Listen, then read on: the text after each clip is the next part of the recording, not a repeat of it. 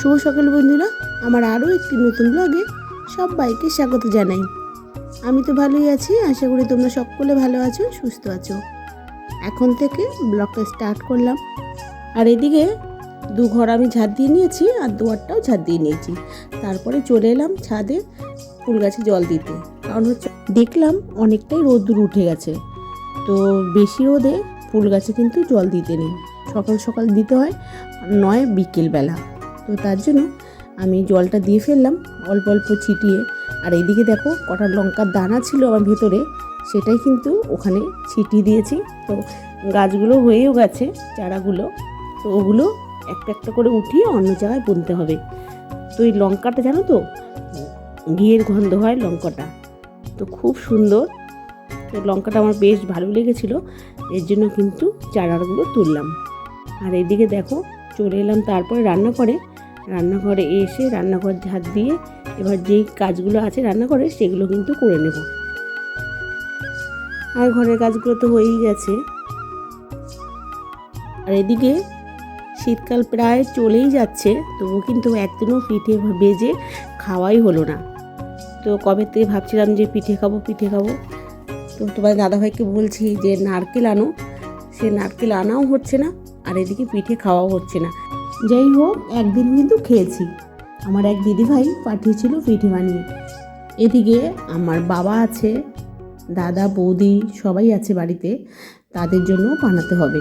কারণ আমি প্রত্যেক বছরে তাদের বানিয়ে বানিয়ে দেই, সেই অভ্যেসটা কিন্তু আমার রয়ে গেছে। শুধু দাদা বাবাকেই না, আমার পাশে আমার দেওর আছে, দেওরের বউ আছে, তাদের ছেলে মেয়ে আছে, সবাইকে কিন্তু আমি বানিয়ে বানিয়ে দিই, ওটা আমার অভ্যাস। তো যাই হোক, পিঠে যখন খাবো তখন কিন্তু সবাইকেই দিতে হবে, একটু বেশি করে বানাতে হবে। তো এদিকে গুড় আনা আছে আমার, এদিকে আমার দুধ আনা আছে, সবই আনা আছে, নারকেলটার জন্য আমার হচ্ছে না। তো এদিকে দেখো তোমাদের সঙ্গে গল্প করতে করতে আমার কিন্তু বাসন মাজা কমপ্লিট হয়ে গেল। এবার এই গ্যাসটা মুছে ভালোভাবে পরিষ্কার করে নিলেই আমার কিন্তু কাজবাজ হয়ে যাবে। এদিকে আমি কিন্তু সকালবেলা যখন ঘর দুয়ার যখন ঝাড় দিয়েছি তখন কিন্তু বাসি কাপড় চেঞ্জ করে ধুয়েও ফেলেছি।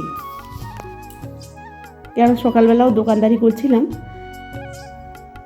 এর জন্য দোকানে কিন্তু বাসি কাপড় পরে আমি একদম ঢুকি না, কারণ ওখানে ঠাকুরের সব কিছু বিক্রি করা হয়। আর এইদিকে তোমাদের এর আগের দিন বলছিলাম না যে ইঁদুরে কিন্তু খুব উৎপাত দোকানের ভেতরে।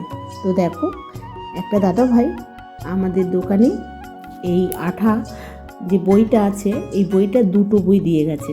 তো দুটো বই কালকে পেতে দিয়েছিল রাতে, তো একটার মধ্যে দেখো 3টে ইঁদুর পড়েছে, আর একটার মধ্যে একদম পুরো ফাঁকা, একটাও ইঁদুর পড়েনি। তো যাই হোক দেখো, এগুলোকে এখান থেকে উঠিয়ে ফেলে দিয়ে আবার কিন্তু পেতে দিতে হবে। সেটা করতে গিয়ে আমি বাইরে রেখেছিলাম, বাইরের থেকে পুরো হাওয়া হয়ে গেছে, আর পাচ্ছি না খুঁজে বইটা। তো যাই হোক দেখো ওরা কেমন ঘৃণা পাচ্ছে ইঁদুরগুলো দেখে, তো সবাই সরে যাচ্ছে, কেউ দেখতেও আসছে না। আর এইদিকে দেখো আমাদের চুটকি সবসময় এরকম দাঁড়িয়ে থাকবে আর সবসময় নাচানাচি করতেই থাকে, কি বলবো। তো ওর কদিন পরেই পরীক্ষা, মানে বকে বকে পড়াতে হচ্ছে আমার।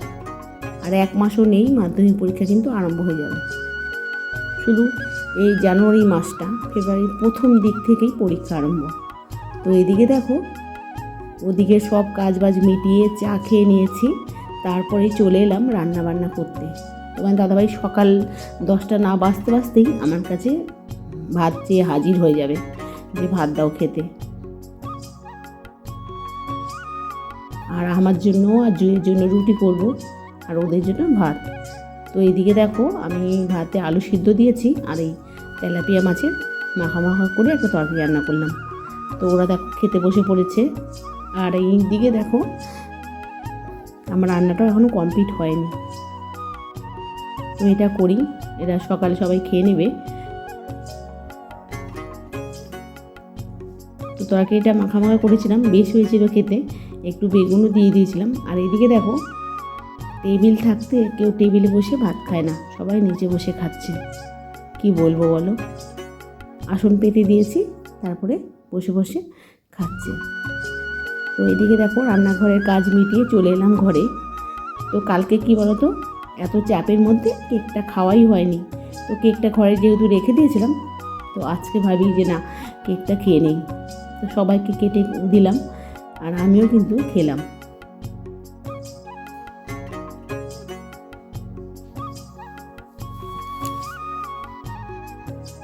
তো দেখো আমার যা এসে পড়েছে, তাকেও একটা দিলাম আর আমরাও কিন্তু সবাই একটা একটা করে খাচ্ছি। আর যেই দুটো থাকবে 2-3টে, সেটা কিন্তু বাবার বাড়িতে পাঠাবো।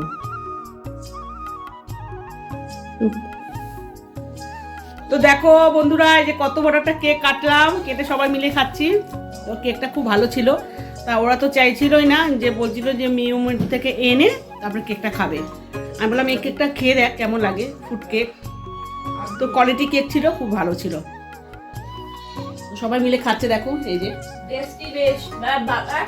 তো চলো কেক খেয়ে চলে এলাম রান্নাঘরে।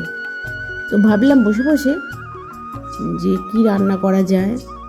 তখন তো তেলাপিয়া মাছ রান্না করেছি আর আলু সিদ্ধ করেছি। তো তা দিয়ে আমার বড় মেয়ে কিন্তু গলা দিয়ে ভাত নামবে না। তো তার জন্য চলে এলাম এই ডিমটা ভেজে রান্না করব। তো ওকে ডিম সিদ্ধ করে তরকারি রান্না করে দিলে একদমই ভালোবাসে না। তার জন্য দেখো আমি কত বড় একটা অমলেট বানিয়ে নিয়েছি, একদম এই মোটা মোটা হয়েছে। তো যাই হোক, ওটা ভালো করে ভেজে নিয়েছি। ভেজে দেখো পিচ পিচ করে কেটে নিয়েছি। তারপরে এদিকে ভালোভাবে মশলা দিয়ে কষিয়ে আলুটাকে, তারপরে হালকা ঝোল দিয়ে দিয়েছি।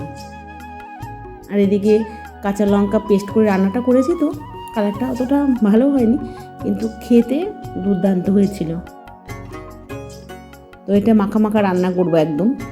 তো এরকম দেখছো একটু হালকা ঝোল ঝোল আছে। যখন নামিয়েছিলাম আর যখন খেয়েছিলাম পুরো একদম গাঢ় গাঢ় হয়ে গেছিলো। তো খুব ভালো লেগেছিলো খেতে। তো অনেক দিনই বলছিল জুই যে তুমি ডিম রান্না করো ভেজে ভেজে। তো দারুণ হয়েছিল খেতে। তো চলে এলাম দেখো ভাত খেতে।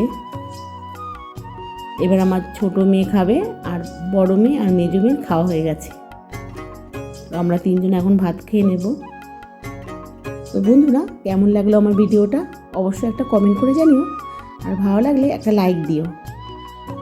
আর যদি এমন ভিডিও দেখতে চাও তাহলে চ্যানেলটাকে চাইলে সাবস্ক্রাইব করে রাখতে পারো। আর যারা অলরেডি করে ফেলেছো তাদের অসংখ্য ধন্যবাদ। তো বন্ধুরা, এখানে ভিডিওটা শেষ করলাম। দেখা হবে পরবর্তী ভিডিওতে। ততক্ষণ তোমরা ভালো থেকো, সুস্থ থেকো। টাটা বন্ধুরা।